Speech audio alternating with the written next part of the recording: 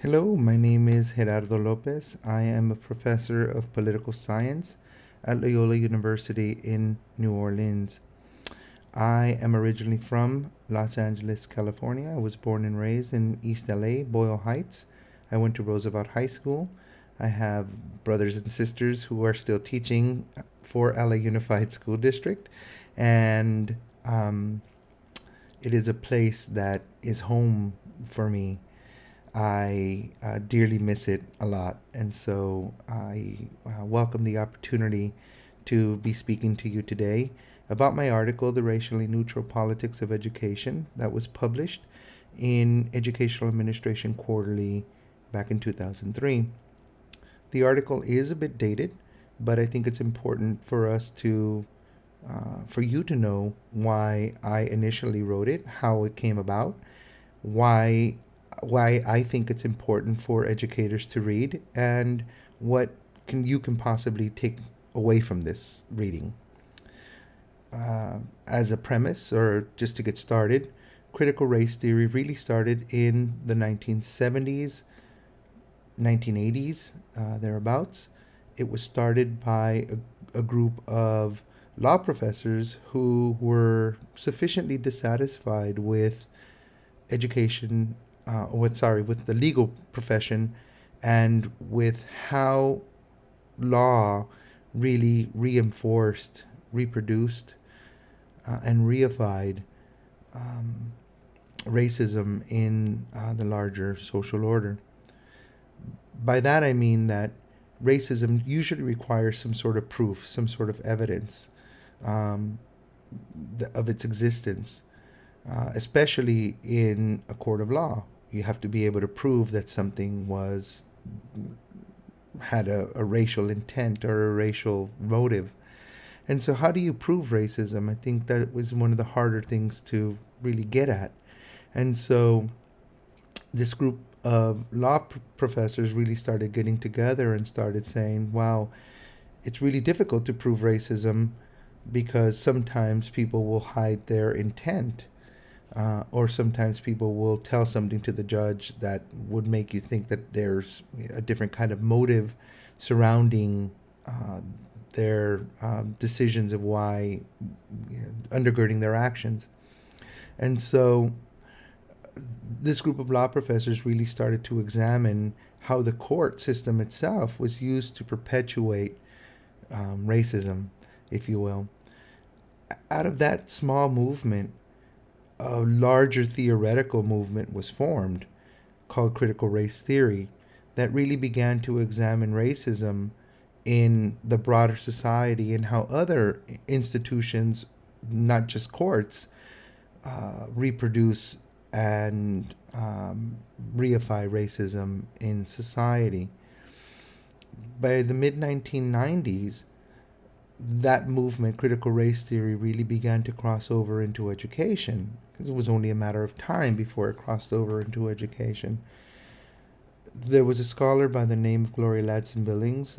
She's up at the University of Wisconsin at Madison. Her and her colleague William Tate really wrote the seminal piece surrounding critical race theory, um, and began to really introduce the rest of the field in to this concept of CRT, and its importance in looking at how racism is present in our curriculum, how racism is present in our educational policies, how racism is present in our pedagogical practices, how racism is present in our administrative practices, how racism is present in our teaching profession, in our administrative profession, and even in our programs of leadership and teacher preparation. Um, Not This doesn't necessarily mean that racism, if you will, it's not that teachers are racist or that people are racist. By racism, it's important for us to kind of have a definition of what that means. When I or Gloria Ladson Billings or other critical race scholars are talking about racism, we're not necessarily saying that people are racist. And I think it's an important distinction to differentiate between, racism as a practice, as an institution, as a structure, and racist, the person, the individual.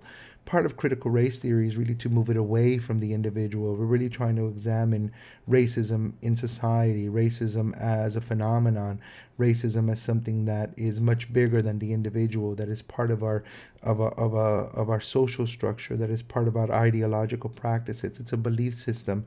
We don't necessarily see it anymore in order for it to exist. In fact, it's so natural, it's so part of our everyday structure that it's become invisible.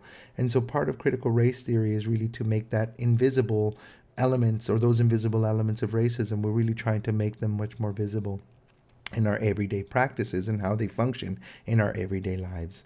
And so, what's important, I think, for us to take away from the discussion surrounding critical race theory is that, racism is an element, is a structure that is present in more ways, in very complex ways, and it's deeply seated in ways that we can't even begin to imagine. We really have to tease out and disarticulate the various ways in which racism functions in our lives.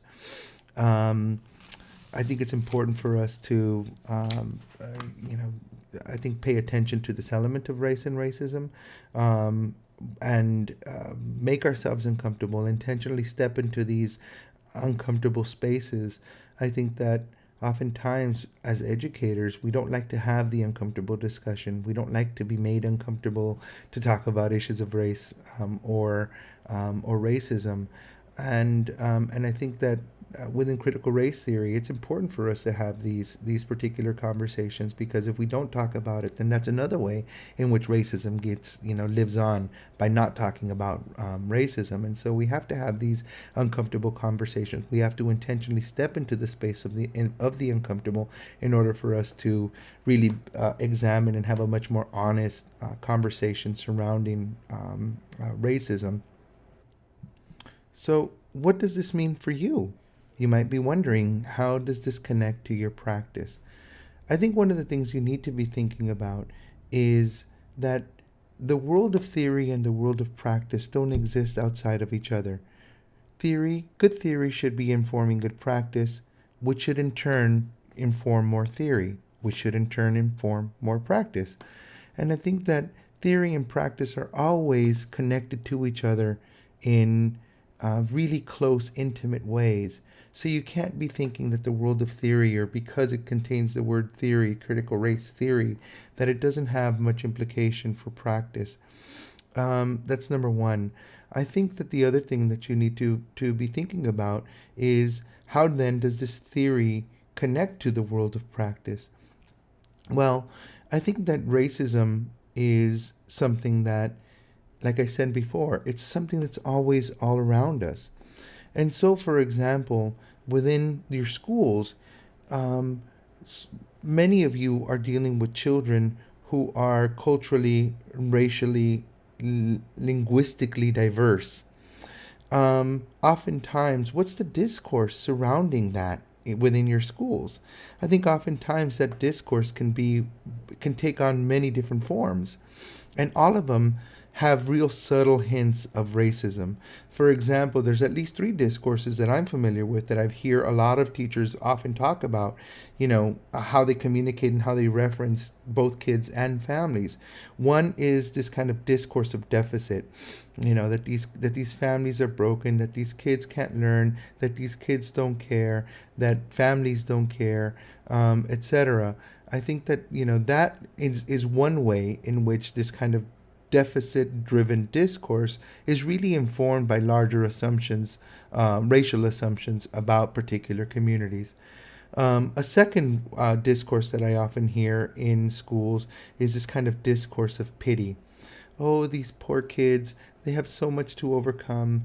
Juan's mom works 3 jobs and she's always so tired, and Juan doesn't get the kind of resources that he needs at home. Or, poor Maria, she comes to school and she's hungry, and or she has to kind of go home and she has to babysit, etc., etc. I think that these kinds of, discourse of pity are also, in some real ways, enforced by assumptions of and about racism.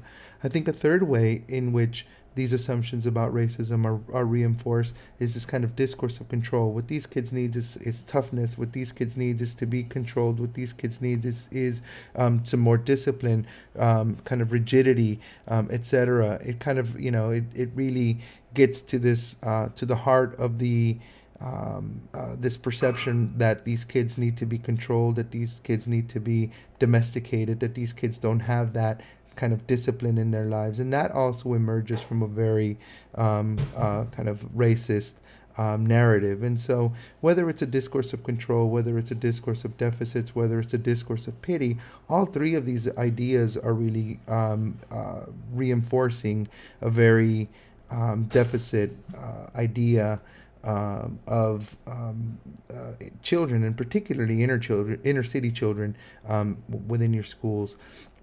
So I think it's important for you to strategically insert yourself, to strategically challenge these particular ideologies, and really be much more aware of how these ideas and ideologies are kind of oftentimes working at that kind of real kind of daily level that oftentimes we're not really conscious about. I think other ways that we need to be kind of conscious about is the kinds of ways in which racism is embedded in our practices, not just our teaching practices, but also our the practices that discipline practices, etc. I mean, there's certain, if they're emerging from this deficit, or of control discourse, then I think that we need to be very conscious of that particular narrative, and how that particular narrative is manifesting itself in different kinds of school-based policies or school-based practices. I think that it's important for you to be to step outside of the role as a kind of a consumer or a practitioner, because you're not going to be a consumer of policy. I want you to be a critical consumer of policy. I want you to be a critical consumer of practice. I want you to be a critical kind of agent for your kids, and really understand how these policies, how these practices, how these discourses are shaping and impacting not just your teachers, but the experiences of children in your schools. And the more that you can do that, the more that you can be critical, and the more you can have critical discussions in your school with your staff about the role of race and racism in society, then the better off you're going to be in really having a different kind of conversation of and about racism in not just in your school, but in society as a whole. So I hope that my readings are useful. I hope that you will continue the conversation, and I wish you the best of luck in your future endeavors. Thanks for having me. Gracias.